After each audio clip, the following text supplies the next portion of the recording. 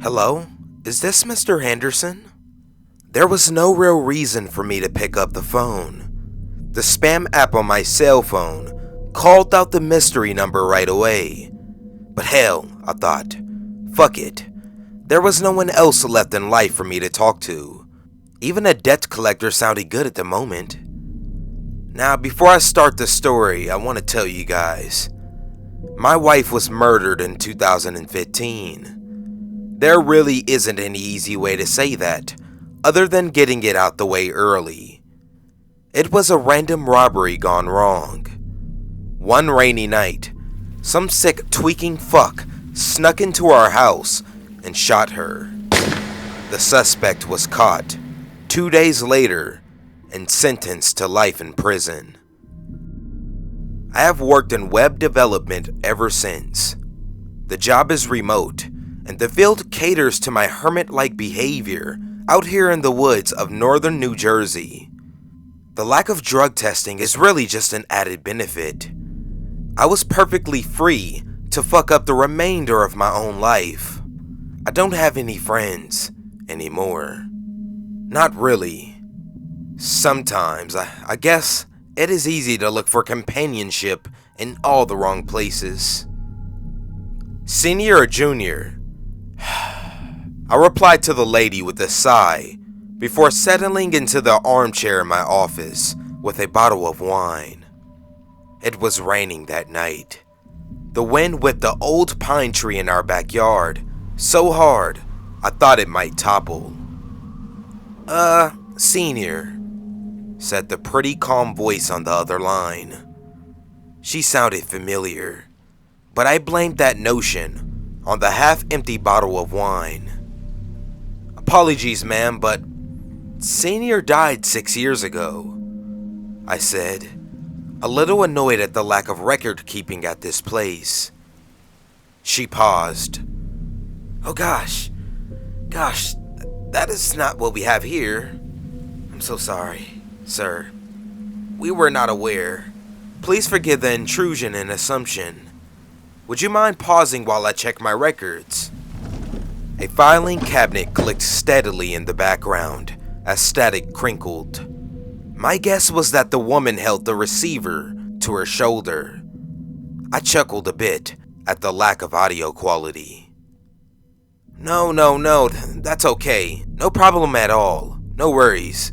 Why don't you start by telling me your name? I asked, cursing myself for the hint of shameless flirting at the end. She giggled. Something about that laugh was very familiar. My name is Emily, and I work with his credit card company, she said in a rehearsed tone. Unfortunately, we cannot divulge which firm over the phone if you are not on the account, which, you just admitted yourself, of course. Okay. I am guessing that you are Mr. Henderson's son? She mumbled, while audibly thumbing through papers. Yes, ma'am, that's right, but it's been years. I could not possibly be stuck with the old man's debt, right? I asked hopefully. Well, let's check, shall we? There was a panicked shuffling and opening of books in the background. I am so sorry, sir, she replied with a regretful tone. The rolls are in one of those 3-ring binders, and they are very difficult to find. Please hold for a moment. That's okay.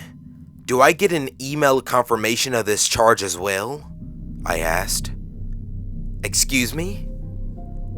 Email like electronic mail.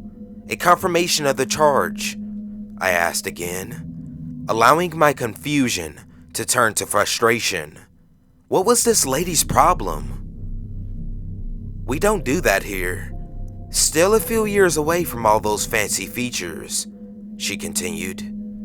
But as you know, late payments are a pretty serious issue. They can even affect the credit score of an individual when a large amount has not been paid. Okay, of course, I said, genuinely starting to grow worried and a bit flustered. What can I do?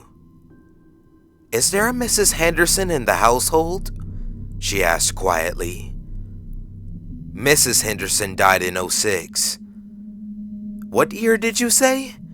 Oh my gosh, that is so horrible. I really am batting 1,000 today. I gasped. That was it. That phrase. I don't know if it was the way she said it, or the fact that simply not that many people use that exact language. But as soon as she did, something clicked in my memory. My wife worked for a credit card company before we met. Her name was also Emily. The voice sounded like hers, but it was younger, more hopeful than I remembered. What is your last name? I asked. The line was silent. Look, I know that's a weird question, but please, I think we know each other. I can't give that information out, she started. Okay. Did you go to Jefferson Memorial High School? Yes, she said, astonished. How did you know that? It was impossible. Emily was dead. The voice on the phone barely even sounded like her. It was younger, happier, more optimistic. This type of dream was actually the type of thing that had kept me up a million sleepless nights in the past. And yet, I was awake. Could it be a coincidence? Is your mother's name Eva? There was silence on the other end of the line. Then her mouse-like reply confirmed my suspicions. Who is this? I took a deep breath. Either I understood what was happening, or I lost my mind. Might as well enjoy the ride. This next question is going to sound strange. What is today's date? I'm sorry, sir. What? One moment. She paused and shuffled around some more papers. Today's date is July 9th, 1999. It was impossible. Could it be the storm? The anniversary of her death? Emily, listen to me. Okay, sir. This conversation is getting a little strange. Let's keep it to the payment plan. Listen to me carefully. One day you're going to meet a man. You're going to love him, Emily, and he will love you more than you ever know. I had to give her something to remember. On your first holiday together, he will buy you one gift for all 12 days of Christmas. Sounds dreamy, she replied with a laugh and a sigh. Are you one of those psychics? I am serious. You will marry this man, Emily. He will buy you the ring you always wanted. The ceremony will be a beautiful one in your hometown. Your entire family will be there, including Aunt Zelda and your grandma from Tennessee. I like this fortune cookie, she said with dripping sarcasm.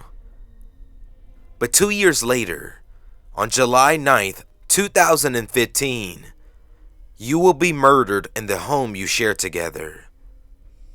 She shifted the phone nervously. So what do I do? First, I tried to tell her to avoid the house that day, to never date me, to stay away forever and find a better life somewhere else.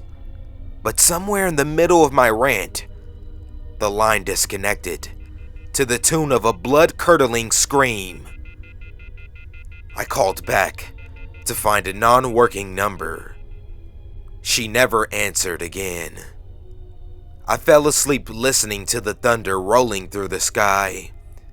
The scream from that night, repeated from time to time, while flashes of her body on the floor occasionally invaded my mind. I never questioned the call. I never asked why. Maybe it was God. Maybe it was just time. But yesterday morning, when I woke up, Emily was by my side.